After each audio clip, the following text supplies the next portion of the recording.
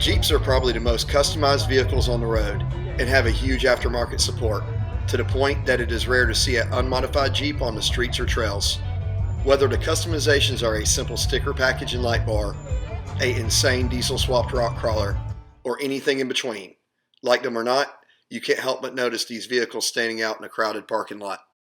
This is the story of my dad's 1983 Jeep CJ7. This project is the best example of a home-built custom done on a budget that left us with a fun, usable vehicle that is hands down better than what we started with. My dad bought this Jeep and used it for about 10 years as a vehicle to cruise on the weekends. After a never-ending routine of changing U-joints, clutch linkage bushings, minor repairs, and even an engine rebuild of the original straight six, it was time for a custom restoration. When planning this build, the goal was to have a reliable Jeep, easy to drive in the city and capable on moderate trails, while realizing that there may be several hours of highway driving to get there. The lift is a combination of longer shackles, body bushings, and tires. A fresh red paint job, aftermarket bumpers, front winch, fog lights, step bars, and eliminating the buttonholes in the body for the factory-style top completed the exterior modifications. After this Jeep was blown apart, focus was on rust repair, body work, and painting the frame. With the body separated from the frame, it was easy to prep for the engine swap and suspension rebuild. The only body panels that had to be replaced was the window frame and one of the inner fenders.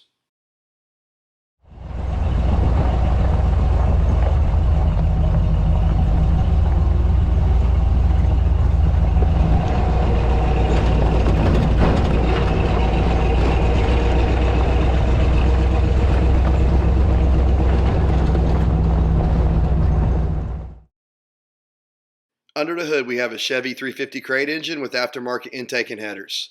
Fuel injection has been added to increase drivability, especially when on trails with steep inclines. Dual electric fans from a Ford Contour and a serpentine belt system from a late 90s Chevy truck have been added. The old mechanical clutch linkage system has been replaced with hydraulics for increased reliability. All wiring and harnesses have been replaced and tucked. This combination supplies plenty of power and works well with the factory T5 transmission, transfer case, and differentials. The fuel injection controller is located in the cab for quick access. Weld-on motor mounts were used to mount the Chevy 350 to the Jeep CJ7 frame.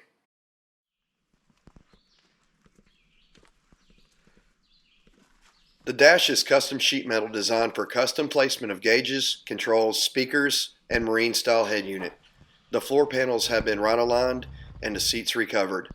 Fog light control switch and blinker indicator lights have been added to the dash. All wiring has been replaced to ensure all equipment stays reliable.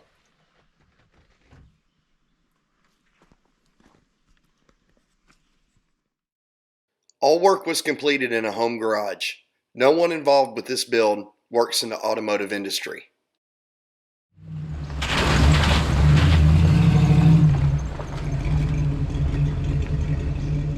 This build is approaching 8 years old.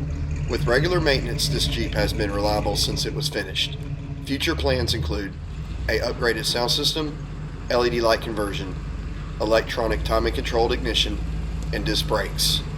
This 83 CJ has proven to be able to hang with newer models, but has an old school look and V8 sound that cannot be purchased from a dealer.